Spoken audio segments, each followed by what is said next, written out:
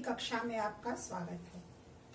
किसी भी भाषा को सीखने के लिए उसके वर्णों, शब्दों तथा वाक्यों का ज्ञान होना आवश्यक है और इनका ज्ञान हमें व्याकरण से होता है। व्याकरण के मुख्य 3 अंग हैं, वर्ण, शब्द और वाक्य। इसके पहले हम लोगों ने वर्ण के विषय में पढ़ा था। वह छोटी से छोटी ध्वनि जिसके और टुकड़े न किए जा सके वर्ण कहलाती है। आइए अब शब्द पर विचार करते हैं। पाठ का नाम है शब्द विचार। शब्द किसे कहते हैं? वर्णों के सार्थक समूह को शब्द कहते हैं या ध्वनियों के सार्थक मेल शब्द कहलाते हैं। सार्थक अर्थात शब्द का कोई न कोई अर्थ अवश्य होता है। जैसे हम शब्द बोलते हैं लड़का, इमली, बकरी। तो लड़का का क्या अर्थ है कि वह एक प्राणी का नाम है। इमली क्या है? वह एक फल का नाम है। बकरी एक पशु का नाम है। इस प्रकार इन शब्दों का कोई न कोई अर्थ अवश्य निकलता है और ये वर्णों का जो मेल है वही शब्द कहलाता है। कुछ शब्द निरर्थक भी होते हैं, जैसे रीबक। इनमें वर्णों का मेल होता है, ये भी वर्णों के मेल से ही बनते हैं, लेकिन क्योंकि इन वर्णों के मेल का कोई अर्थ नहीं होता है इसलिए ये शब्द नहीं कहलाते हैं। आइए अब समझते हैं कि शब्द कैसे बनते हैं। एक शब्द है बकरी। उदाहरण के लिए आप एक ले सकते हैं, बकरी। ब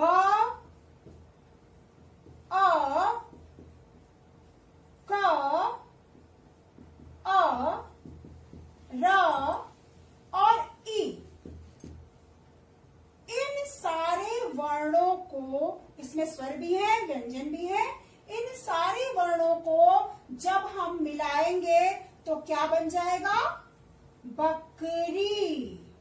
इस तरह से वर्णों के मेल शब्द कहलाते हैं। और कैसे मेल? जो सार्थक होते हैं। कैसे मेल? जो सार्थक होते हैं।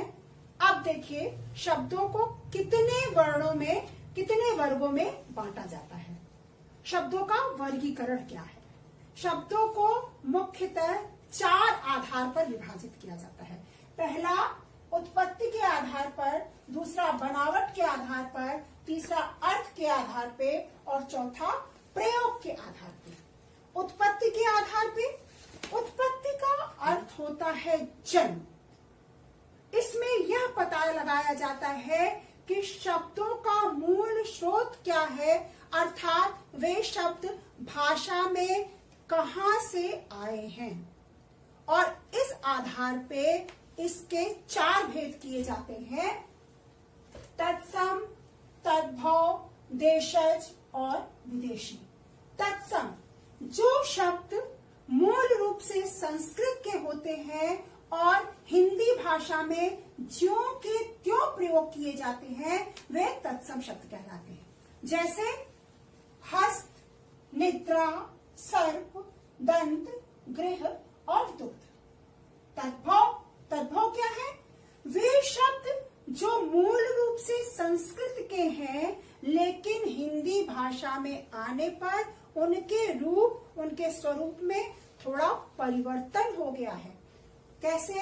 जैसे संस्कृत का शब्द हस्त, हाथ, उसका परिवर्तित रूप क्या हो गया? हाथ। निद्रा संस्कृत का नींद, सांप, सर्प, सांप, दंत, दांत, गृह, घर, दुग्ध, दूध। इस तरह से जो मूल रूप से संस्कृत के शब्द है और हिंदी में आने पे जिसका स्वरूप बदल गया है वे तद्भव कहलाते हैं। फिर देशज वे शब्द होते हैं जो क्षेत्र विशेष में प्रचलित विभिन्न बोलियों से हिंदी भाषा में आए हुए हैं। जैसे थैला, सड़क, पत्थर, आटा और लोटा। विदेशी, वे शब्द जो विदेशी भाषाओं से हिंदी भाषा में आए हैं वे विदेशी शब्द कहलाते हैं। जैसे दरवाजा, पेन, बस और भी बहुत से शब्द हैं। आइए आपको हम इससे संबंधित कुछ अलग से, इससे हट के कुछ अलग से रोचक बातें बताते हैं। जैसे आपको मालूम है, हमारा देश 1947 के पहले ब्रिटिश शासन का गुलाम था और उसके पहले मुगलों का गुलाम था। तो हिंदी में ये विदेशी शब्द मुख्यतः दो प्रकार से आए, एक तो मुस्लिम शासन के प्रभाव से और दूसरा ब्रिटिश शासन के प्रभाव से। जो मुस्लिम शासन के प्रभाव से आए वे अरबी और फारसी शब्द थे, और जो ब्रिटिश शासन के प्रभाव से आए वे अंग्रेजी शब्द थे। इसके अलावा भी कुछ विदेशी शब्द हिंदी में आए हैं, जैसे तुर्की के शब्द, पश्तो के शब्द, पुर्तगाली के शब्द। आप लोग बोलते हैं ना, गटागट पी गया, कुर्ता पहन लिया, तो ये सब शब्द जानते हैं किसके हैं?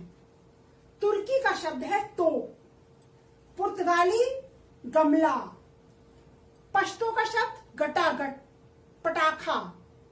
इस तरह से बहुत से विदेशी शब्द हैं जो हिंदी में आए हुए हैं। आइए अब फिर से विषय पे चलते हैं।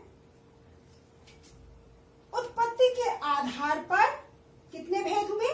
उत्पत्ति के आधार पर 4 भेद किए गए, तत्सम, तद्भव, देशज और विदेशी। बनावट या रचना के आधार पर शब्द के 3 भेद होते हैं। पहला रूढ़ शब्द, यौगिक शब्द, योग रूढ़।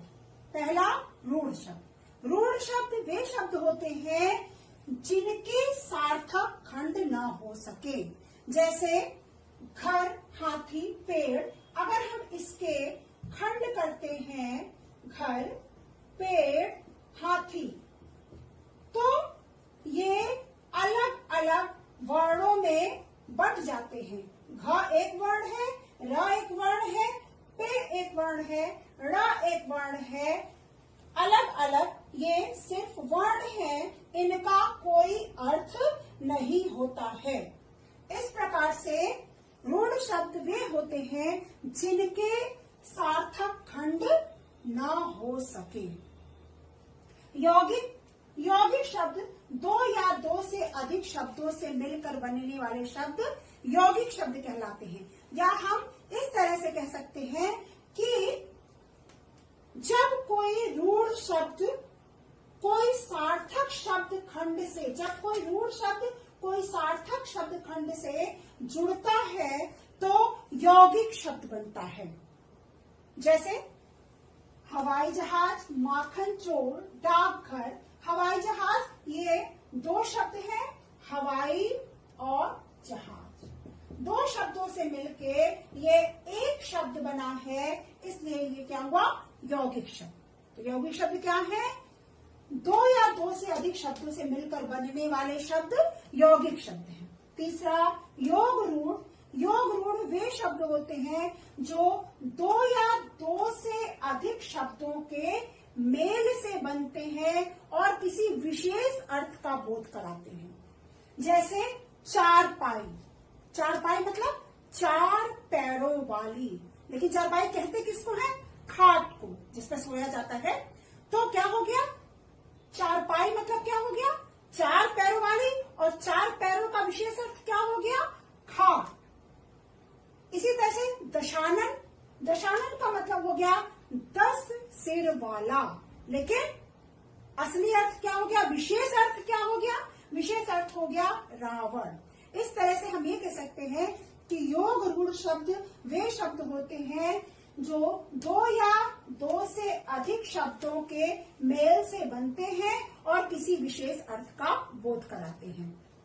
इसके बाद अर्थ के आधार पर, शब्दों का वर्गीकरण कैसे किया जाता है? इसके आधार पर शब्दों का वर्गीकरण 4, इसके 4 भेद होते हैं, 4 तरह से किया जाता है। एकार्थी, अनेकार्थी, समानार्थी और विपरीतार्थी। एकार्थी क्या है? एक ही अर्थ में प्रयोग होने वाले शब्द एकार्थी शब्द कहलाते हैं। जैसे पहाड़, पर्वत, पुस्तक, किताब, मित्र, दोस्त। अनेकार्थी क्या होते हैं? एक से अधिक अर्थ में प्रयोग किए जाने वाले शब्द, ऐसे शब्द जो एक से अधिक अर्थ में प्रयोग किए जाते हैं। जैसे ये एक शब्द है काल। काल का अर्थ समय भी होता है, काल का अर्थ मृत्यु भी होता है और काल का अर्थ यमराज भी होता है। शब्द एक ही है लेकिन ये एक से अधिक अर्थ में इसका प्रयोग किया जा रहा है। जैसे अंबर, अंबर का मतलब आकाश भी हुआ, वस्त्र भी हुआ और अंतरिक्ष भी हुआ। इसके बाद समानार्थी, समान या एक जैसे अर्थ, समान मतलब होता है एक जैसा, एक जैसे अर्थ वाले शब्द समानार्थी शब्द कहलाते हैं। जैसे सांप, सर्प, भुजंग, ब्याल। सर्प मतलब भी सांप होता है, भुजंग मतलब भी सांप होता है, यानी इन सबों का एक ही अर्थ है। पुत्री, बेटी, आत्मजा, सुता, मेघ, बादल, वारिद, घन। इसके बाद विपरीतार्थक, विपरीतार्थक विपरीत या उल्टा अर्थ देने वाले शब्द। जो शब्द उल्टा अर्थ का बोध कराते हैं या उल्टा अर्थ देते हैं वे विपरीतार्थक शब्द कहलाते हैं। जैसे अमीर, गरीब, शत्रु, मित्र, जन्म, मृत्यु, सत्य, असत्य। प्रयोग के आधार पे शब्दों को दो भागों में बांटा जाता है, पहला विकारी और दूसरा अविकारी। विकारी शब्द ऐसे शब्द जिनके रूप वाक्य में प्रयुक्त लिंग, वचन, कारक, काल आदि के कारण बदल जाते हैं। जैसे मैं बदल के मेरा, मेरी, मुझे, मोटा, मोटी, मोटे, लड़का, लड़के। इसको आप इस तरह से समझिए, जैसे लड़का एक शब्द है, लड़का दौड़ रहा है, एक वचन। और अगर यही शब्द हम बहुवचन में प्रयोग करेंगे तो कैसे करेंगे? लड़के दौड़ रहे हैं। यानी कि वचन के परिवर्तन होने पर शब्दों का रूप भी बदल गया और लड़का शब्द लड़के में परिवर्तित हो गया। तो लड़का दौड़ रहा है, लड़के दौड़ रहे हैं।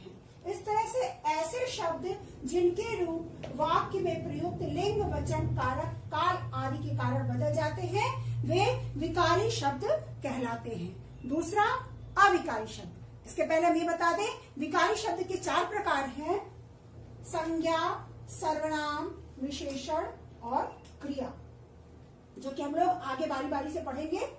दूसरा अविकारी, ऐसे शब्द जिन्हें वाक्य में प्रयोग करने पर भी उनका रूप नहीं बदलता उन्हें अविकारी शब्द कहते हैं। जैसे शाबाश, अचानक, पीछे, नीचे, तेज आदि। इसके 4 प्रकार हैं, क्रिया विशेषण, संबंध बोधक, समुच्चय बोधक और विस्मयादि बोधक। इस प्रकार आज हम लोगों ने शब्द और शब्दों का वर्गीकरण पढ़ा, जिसके आधार पर आपको आपका गृह कार्य है कि आप पहले से दिए गए प्रश्न उत्तर अपने अभ्यास कार्य में करेंगे।